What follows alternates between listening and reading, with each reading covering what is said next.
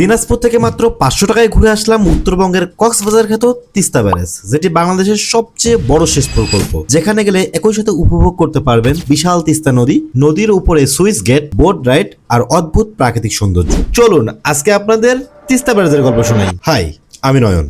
লালমনিরহাট ও নীলফামারী জেলার সীমানায় দাঁড়িয়ে আছে এক বিশাল জল প্রকৌশল বিস্ময়। এই জায়গাটিকে অনেকেই তিস্তা ব্যারেজ আবার অনেকেই ডালিয়া নামে চিনে। কিন্তু নাম যাই হোক না কেন, চোখের সামনে যখন সুবিশাল সুইচ গেট গুলো আর গর্জে ওঠা পানি এসে পড়ে, মুহূর্তেই মনে হবে আপনি যেন সমুদ্রের পাড়ে চলে এসেছেন। আর এই কারণেই স্থানীয় মানুষজন এটাকে ভালোবেসে ডাকে উত্তরবঙ্গের কক্সবাজার।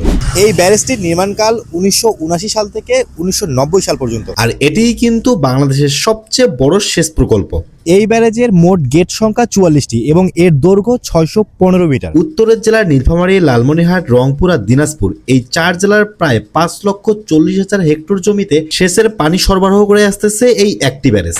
নদীর দুই পাশে সবুজ গাছপালা আর নদীর এই অসম্ভব সুন্দর একটা ভিউ, যা বর্তমানে একটি পর্যটন কেন্দ্র হিসেবে গড়ে উঠেছে। এখানে অনেক বোর্ড অ্যান্ড স্পিড বোর্ড আছে, যেই স্পিড বোর্ডে উঠে তিস্তা নদীটা অনেক সুন্দর করে ঘুরে দেখতে পাবেন এবং বাঁধের কাছে গিয়েও দেখতে পারবেন। তবে নৌকা ভাড়া করার সময় অবশ্যই তুমুল দামাদামি করে নেবেন, কারণ এখানকার সিন্ডিকেট বেশ স্ট্রং। নৌকায় একবার ঘুরিয়ে নিয়ে আসা সাধারণত 50 থেকে 100 টাকা নিয়ে থাকে। টোটাল আপনাদের 500 টাকার আশেপাশে খরচ হতে পারে।